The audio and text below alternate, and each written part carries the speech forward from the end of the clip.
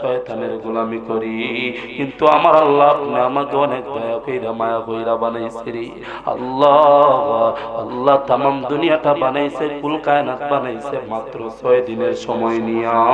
আর বান্দাকে আল্লাহ ইচ্ছা করলে একদিনের ভিতরে বানাইতে পারতো, কিন্তু আমার আল্লাহ বান্দাকে একদিন সময় নিয়া বানায় নাই। আমার আল্লাহ বান্দাকে 10 মাস 10 দিন নিয়ে বানাইছি। কেন বানিয়েছেন?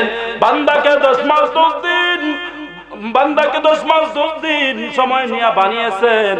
আমার আল্লাহ অনেক আফসোস কইরা বানাইছে, অনেক মায়া কইরা বানাইছে। হাইরে শয়তানে কত আল্লাহকে কুযুক্ত দিত। আল্লাহ আপনি এই আদমকে কেন বানান?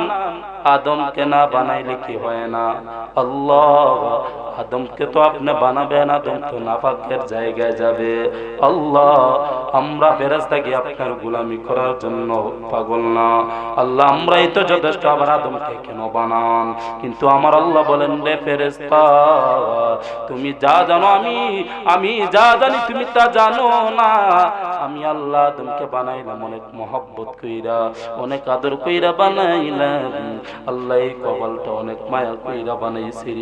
এই কপালটা জমিনের মধ্যে কাউরে সেজদা করার জন্য বানাই নয়। আমার আল্লাহ ফেরেশতা